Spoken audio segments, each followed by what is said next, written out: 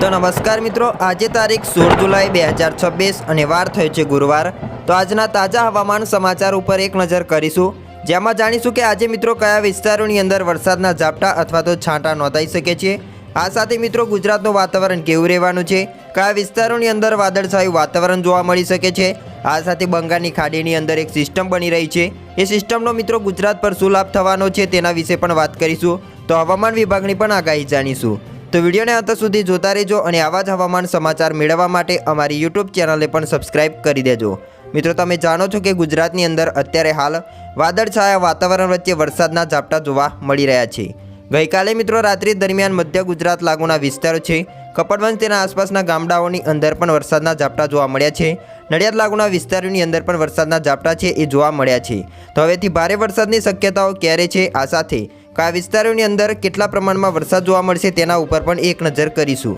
જેમાં મિત્રો ગુજરાતમાં ચોમાસું મધ્ય તબક્કામાં પહોંચ્યું છે, તે છતાં મિત્રો અનેક વિસ્તારોની અંદર વરસાદનો વિરામ જોવા મળી રહ્યો છે। જોકે છેલ્લા કેટલાક દિવસોથી રાજ્યના વિવિધ ભાગોની અંદર છૂટાછવાયા વરસાદી ઝાપટા છે એ જોવા મળી રહ્યા છે, જેના લઈને લોકોને ગરમીમાંથી રાહત મળી છે। ખાસ કરીને ભાવનગરના મોવા તાલુકા, રાજકોટ, ભરૂચ અને અમદાવાદના ગ્રામ્ય વિસ્તારોની અંદર પણ વરસાદ છે એ નોંધાયો છે।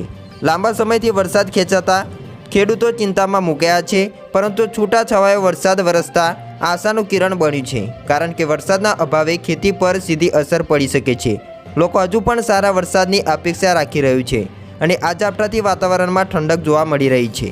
હવામાન વિભાગે એટલે કે IMD અનુસાર આગામી 7 દિવસ દરમિયાન સમગ્ર ગુજરાતમાં સામાન્યથી મધ્યમ વરસાદની આગાહી કરવામાં આવી છે અને સાથે જ ગાજવીજ થતું પણ જોવા મળી શકે છે।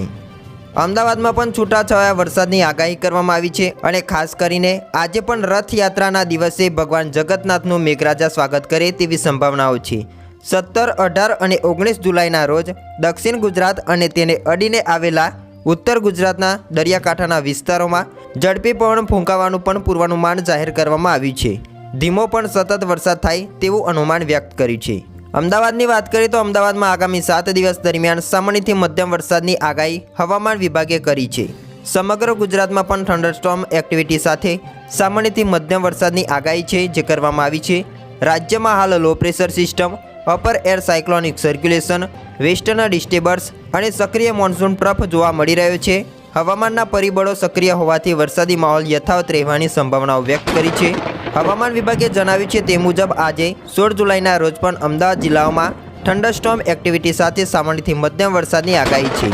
રાજ્યમાં અત્યાર સુધી સરેરાશ 162.8 મીમી વરસાદ નોંધાયો છે, જ્યારે આ સમયગાળા દરમિયાન સરેરાશ 226.1 મીમી વરસાદ થવો જોઈએ, એટલે કે હાલ રાજ્યમાં સામાન્યથી સરખામણીએ અંદાજે 28% ઓછો વરસાદ જોવા મળ્યો છે। તો હવેથી મિત્રો આપણે સિસ્ટમો ઉપર પણ એક નજર કરીશું। લાઈવ મેપના માધ્યમથી જાણીશું કે અત્યારે હાલ ગુજરાતનું વાતાવરણ કેવું જોવા મળી રહ્યું છે। જેમાં મિત્રો તમે જોઈ શકો છો કે બંગાળની ખાડીની અંદર એક વરસાદી સિસ્ટમ મિત્રો આકાર પામતી જોવા મળી રહી છે અને આ સિસ્ટમના કારણે આ ભાગોની અંદર અત્યારે હાલ મિત્રો વરસાદ છે એ ભૂકા કાઢતો જોવા મળી શકે છે। આ ભાગોની અંદર વરસાદની તીવ્રતા વધુ જોવા મળી શકે છે। બંગાળની ખાડીની અંદર જે સિસ્ટમ બની છે જે ધીમે ધીમે ગુજરાત તરફ આવે તો ગુજરાતના ઘણા ભાગોની અંદર મિત્રો વરસાદ છે એ જોવા મળવાનો છે। આ સાથે આજનું વાતાવરણ પર એક નજર કરીએ, જેમાં મિત્રો તમે જોઈ શકો છો કે આજે બપોરના સમયગાળા દરમિયાન ઘણા ભાગોની અંદર વાદળછાયું વાતાવરણ જોવા મળવાનું છે, જેના લઈને ઘણા ભાગોની અંદર વરસાદના ઝાપટા જોવા મળે તેવી શક્યતાઓ રહેલી છે। સૌપ્રથમ તો મિત્રો આપણે સૌરાષ્ટ્ર લાગુના વિસ્તારો ઉપર એક નજર કરીએ, જેમાં તમે જોઈ શકો છો કે મોરબી લાગુના વિસ્તારો છે, જામનગર લાગુના વિસ્તારો, માળિયા લાગુના વિસ્તારોની અંદર પણ વાદળછાયું વાતાવરણ જોવા મળવાનું છે, જેના લઈને આ ભાગોની અંદર વરસાદના ઝાપટા છે એ જોવા મળી શકે છે। આ સાથે ઓકા લાગુના વિસ્તારો છે, ખાંભલિયા લાગુના વિસ્તારોની અંદર પણ તમે જોઈ શકો છો કે વાદળછાયું વાતાવરણ જોવા મળી શકે છે, જે વેધર મોડલ દ્વારા દર્શાવવામાં આવ્યું છે તે મુજબ પોરબંદર લાગુના વિસ્તારો છે, માધવપુર લાગુના વિસ્તારો, જૂનાગઢ, ઉપલેટા, જેતપુર લાગુના વિસ્તારો છે, અમરેલી, ધારી, આ ભાગોની અંદર પણ વાદળછાયું વાતાવરણ છે એ જોવા મળી શકે છે। આ સાથે પાલીતાણાના લાગુના જે વિસ્તારો છે તેમાં પણ વાદળછાયું વાતાવરણ જોવા મળવાનું છે, જેના લઈને આ ભાગોની અંદર પણ વરસાદના ઝાપટા જોવા મળી શકે છે। તો ભાવનગર, સિહોર, વલભીપુર લાગુના વિસ્તારો છે, તેના આસપાસના ગામડાઓ છે, આ ભાગોની અંદર પણ વાદળછાયા વાતાવરણ વચ્ચે વરસાદના ઝાપટા નોંધાય તેવી શક્યતાઓ છે।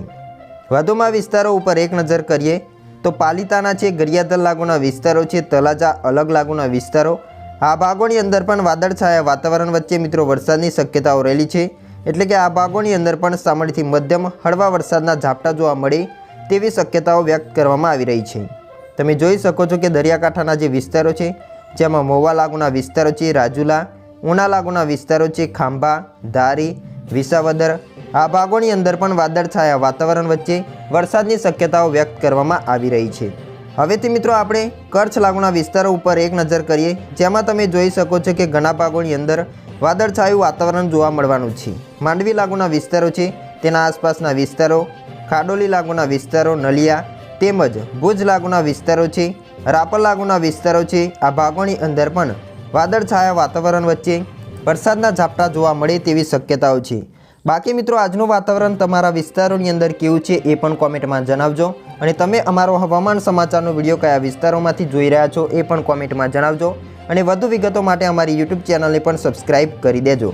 હવેથી મિત્રો આપણે દક્ષિણ ગુજરાત લાગુના વિસ્તારો ઉપર પણ એક નજર કરીશું, જેમાં પણ વાદળછાયા વાતાવરણ વચ્ચે સામાન્યથી મધ્યમ હળવા વરસાદના ઝાપટા જોવા મળે તેવી શક્યતાઓ છે. ભારે વરસાદની શક્યતાઓ હાલ દેખાઈ રહી નથી, પરંતુ વરસાદના ઝાપટા રેડા પડી શકે છે. સુરત લાગુના વિસ્તારો છે, નવસારી, વડોદ લાગુના વિસ્તારો, વ્યારા, માંડવી લાગુના વિસ્તારો, નવાપુર લાગુના વિસ્તારોની અંદર પણ વરસાદના ઝાપટા છે એ જોવા મળી શકે છે. આ સાથે વલસાડ, ખેરગામ, ચીખલી, નવસારી તેના આસપાસના ગામડાઓ છે, આ ભાગોની અંદર પણ તેવા જ પ્રકારનું વાતાવરણ છે એ જોવા મળવાનું છે. સાપુતારા, આહવા લાગુના વિસ્તારો છે, વાપી, આ સાથે ખેરગામ લાગુના વિસ્તારોની અંદર પણ વાદળછાયા વાતાવરણ વચ્ચે વરસાદના ઝાપટા જોવા મળી શકે છે. હવે વડોદરા લાગુના વિસ્તારો ઉપર એક નજર કરીએ, જેમાં પણ મિત્રો વાદળછાયું વાતાવરણ અને તડકાનો અનુભવ થઈ શકે છે. આ સાથે આ ભાગોની અંદર પણ વાદળછાયા વાતાવરણ વચ્ચે વરસાદના ઝાપટા જોવા મળી શકે છે. વડોદરા, ડભોઈ લાગુના વિસ્તારો છે, કરજણ, જંબુસર, વઘોડિયા લાગુના વિસ્તારો છે, બોડોલી લાગુના વિસ્તારોની અંદર પણ આવું જ વાતાવરણ જોવા મળવાનું છે.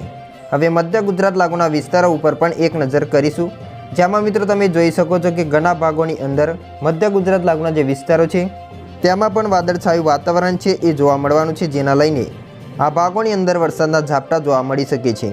ગઈકાલે મધ્ય ગુજરાત લાગુના વિસ્તારોની અંદર રાત્રિ દરમિયાન વરસાદના ઝાપટા નોંધાયા છે. માલપુર લાગુના વિસ્તારો છે, બાયડ લાગુના વિસ્તારો, કપડવંશ તેના આસપાસના ગામડાઓ છે, અમદાવાદ તેના આસપાસના ગ્રામ્ય પંથકો, ગાંધીનગર, કડી, માણસા, પ્રાંતિજ, આ ભાગોની અંદર પણ વરસાદના ઝાપટા જોવા મળી શકે છે. આ સાથે કઠલાલ તેના આસપાસના ગામડાઓ છે, ડાકોર તેના આસપાસના વિસ્તારો, બાલાસિનોર, નડિયાદ, ખેડા, આ ભાગોની અંદર પણ વાદળછાયા વાતાવરણ વચ્ચે અમુક વિસ્તારોની અંદર છૂટાછવાયા વિસ્તારો છે તેમાં વરસાદના ઝાપટા છે એ જોવા મળી શકે છે. એટલે કે આજે 16 તારીખ દરમિયાન ઘણા ભાગોની અંદર વરસાદના ઝાપટા જોવા મળે તેવી શક્યતાઓ જોવા મળી રહી છે. આ સાથે મિત્રો 17 તારીખ દરમિયાન ગુજરાતનું વાતાવરણ કેવું જોવા મળવાનું છે તેના ઉપર પણ એક નજર કરીશું, જેમાં તમે જોઈ શકો છો કે સૌરાષ્ટ્રના ઘણા ભાગોની અંદર 17 તારીખ દરમિયાન મિત્રો વરસાદના ઝાપટા જોવા મળે તેવી શક્યતાઓ છે. આ સાથે રાપર લાગુના વિસ્તારો છે, મધ્ય ગુજરાત લાગુના વિસ્તારો છે, દક્ષિણ ગુજરાત લાગુના વિસ્તારોની અંદર પણ વરસાદના ઝાપટા રેડા પડી શકે છે. અત્યારે હાલ મિત્રો તમે જોઈ શકો છો કે અરબ સાગરનો ભેજ મિત્રો ગુજરાત તરફ આવતો જોવા મળી રહ્યો છે. વાદળો આવતા જોવા મળી રહ્યા છે, અને વાદળોમાં ભેજનું પ્રમાણ વધુ છે, જેના લઈને મિત્રો વરસાદના ઝાપટા છે એ જોવા મળી શકે છે. અત્યારના હાલ સેટેલાઇટ ઇમેજ ઉપર પણ એક નજર કરીશું કે અત્યારે હાલ ગુજરાતનું વાતાવરણ કેવું જોવા મળી રહ્યું છે, કયા ભાગોની અંદર મિત્રો વરસાદ અને વરસાદના ઝાપટા જોવા મળે તેવી શક્યતાઓ વ્યક્ત કરવામાં આવી રહી છે. જેમાં તમે જોઈ શકો છો કે ગુજરાતના ઘણા ભાગોની અંદર આછું પાતળું વાદળછાયું વાતાવરણ છે એ જોવા મળી રહ્યું છે.